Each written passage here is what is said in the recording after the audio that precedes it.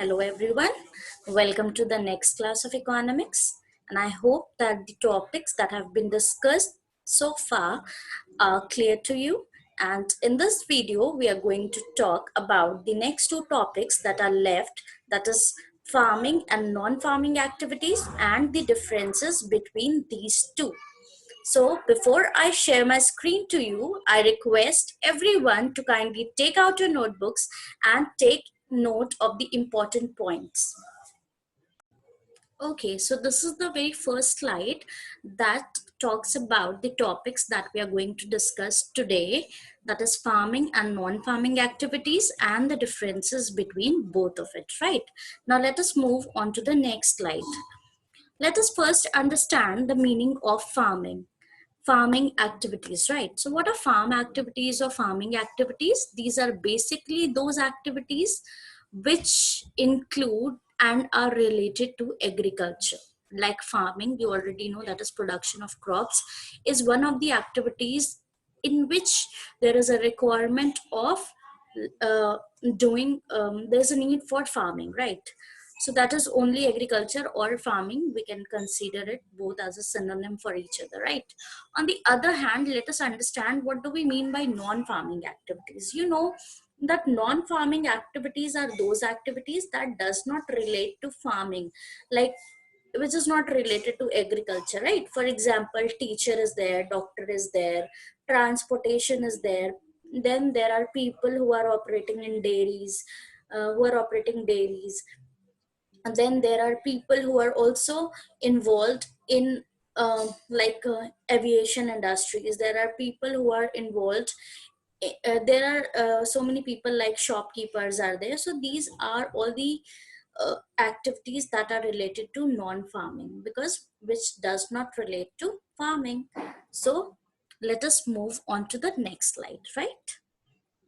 So now you can see that this is an image which talks about that so many people are there who are actually involved in non-farming activity. You can see there's a vegetable seller. You can see that there's a weaving of mat is going on, there's weaving of basket is done, and likewise there are a lot many activities. You can see one of the example is dairy is also there.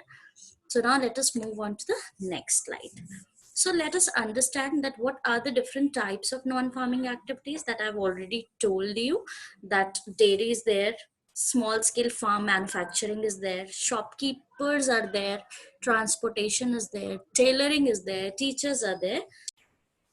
Okay, before we discuss about the types of the non-farming activities in details, let us first understand that why there is need of non-farming activity. Children, do you all know that India is one of the second most populous country in the world, and with the large population, you know that all the entire population of the country cannot be dependent on one single work, that is farming. So that is why people in the country have to be dependent upon the other non-farming activities in order to sustain their life. So so when we are talking in context to village also, village, you know that almost 75% of the people were dependent upon farming, but then there were 25% of the people who were also the part of the village population, and they were also used to sustain themselves.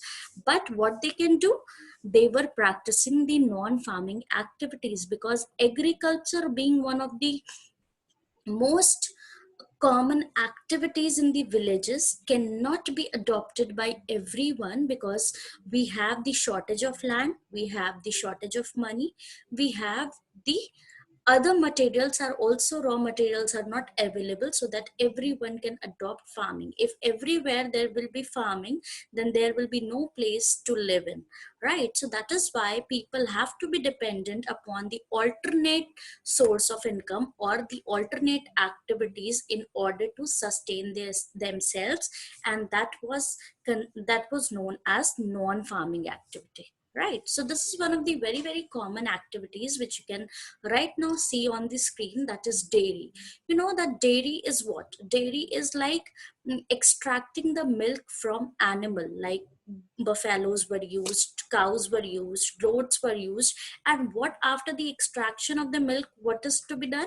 It was sold in the villages, in the nearby villages, or in the towns, right? So this was, by doing so, people can earn income and they can sustain their family, right? So now let us move to the next part. You can see that these are the animals and for which the dairy activities practice. And children, do you know that Amul, we all know what is Amul, that is Anand Milk Unilever Limited.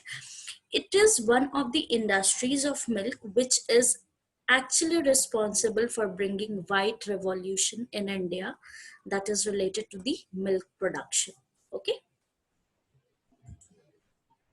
Okay, now let us look on the other activity, that is small scale farming.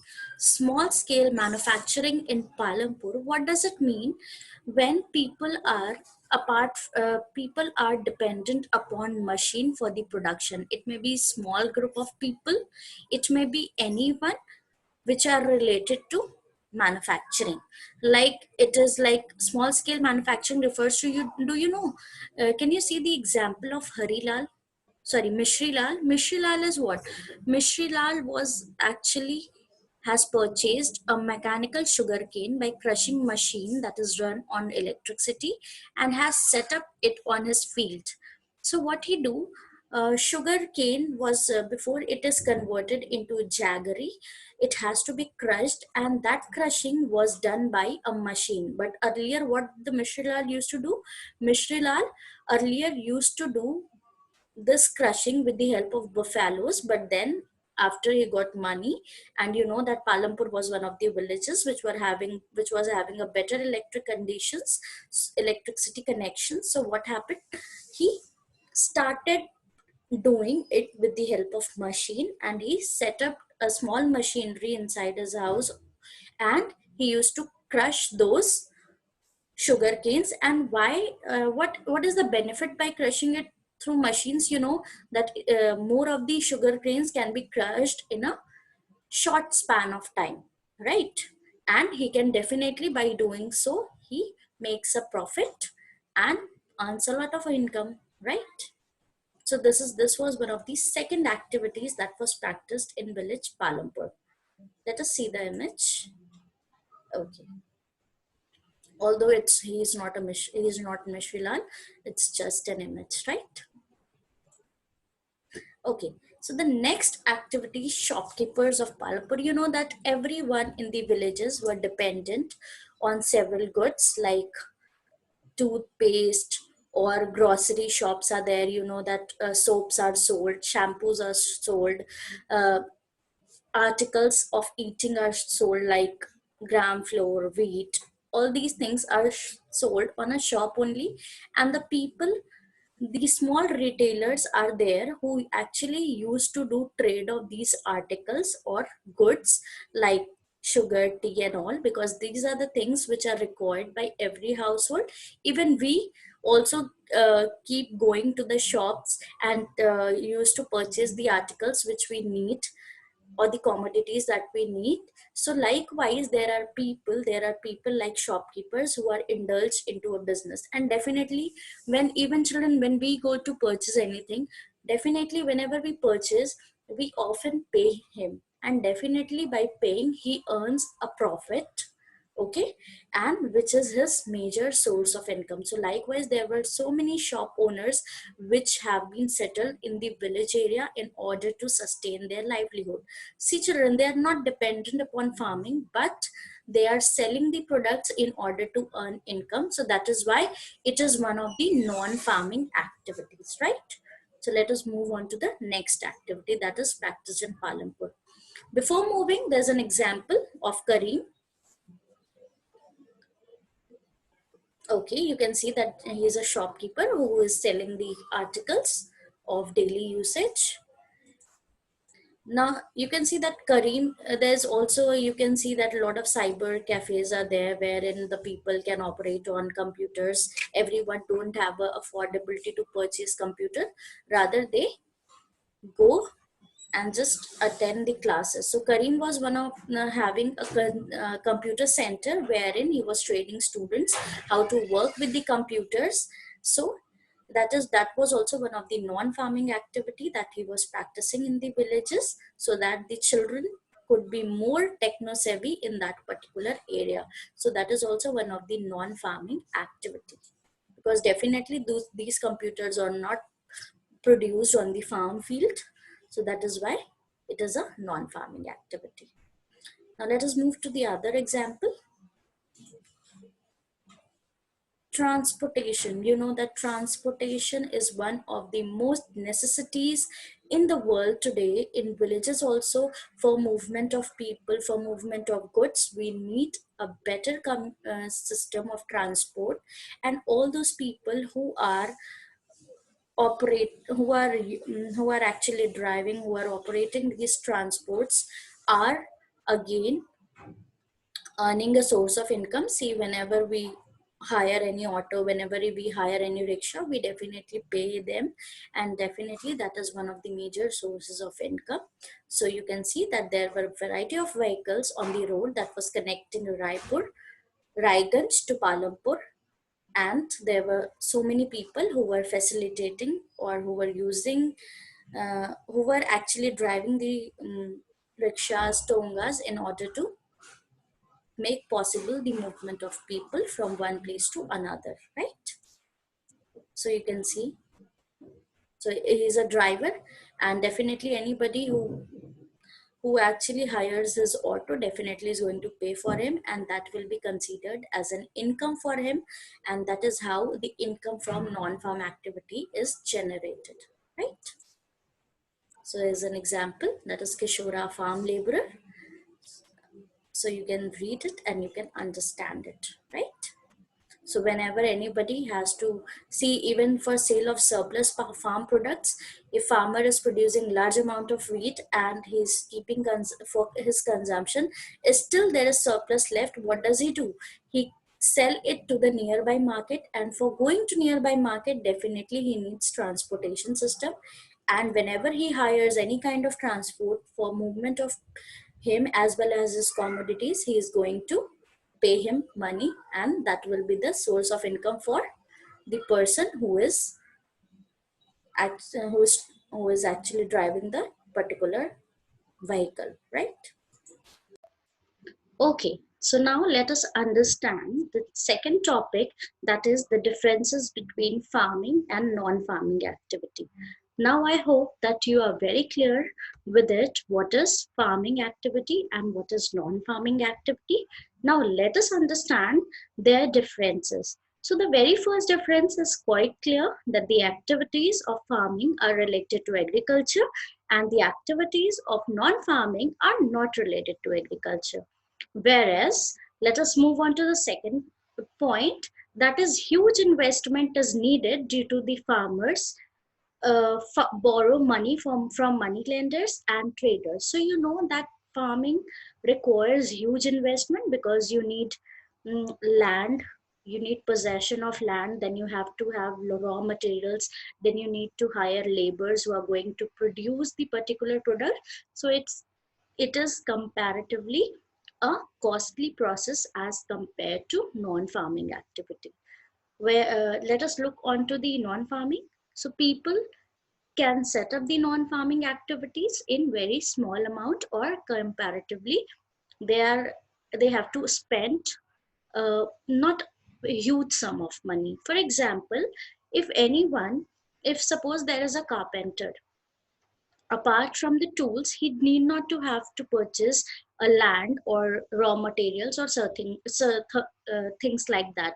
You only have to have the tools, that how he is going to work with the wood, right? So likewise, non-farm activities may and may not require huge investment, whereas farming is one of the activities which requires huge investment, right? So let us move on to the next point now. Big land is required, that is all I said. Farming cannot be practiced in our rooms or in our at our homes. Definitely we do require a large plot of land for or a plot of land for production of crops, whereas non-farming activities we do not require land. Or for example, if suppose there is a tailor, okay, or if I take an example that there is a rickshaw puller. Now if a rickshaw puller is there, he need not to require to own a land, right? Rather, he would have just a possession of rickshaw and he can travel on roads, right? It is not like that the places that he is traveling he need to purchase all those places. It's not possible. So definitely no land is required. Okay, now let us move on to the next point. Farming, you know that it creates employment opportunities, like you are going to hire laborers. So you are again providing employment to labor, because when you are hiring the labor, you are going to pay them the money. Okay. Whereas non-farming activities may or may not create employment. Suppose if there is I took an example of a non-farm activity, that was shopkeeping. If there is shopkeeper who is owning a very small shop, but on the other hand, if there is another departmental store which is quite a big departmental store, and there are 2 to 3 person on that, then definitely the departmental store which is hiring additionally 3 person is creating an employment. But on the other hand, when you talk about a small shopkeeper, since he is operating on the shop alone, he is able to give the deal the customers alone. So definitely at that point of time he is not creating any employment, because he is the only owner who is working on the shop. But when we talk about a departmental store, definitely it is, mm, there are 3 additional laborers are hired, or more than 3 can be hired, right? So it may be possible that it creates sometime, and sometimes it may not create, right? Now let us move on to the next point. You can see the examples are very clear. That is production of wheat, rice, sugarcane, all the crop products which are produced. That is an example of farming activities. But non-farm activities, I hope that you all know that dairy farming is there, poultry farming is there, tailoring is there, teachers are there. So these are examples of non-farming activity. I hope that you like the explanation, and thank you so much for being so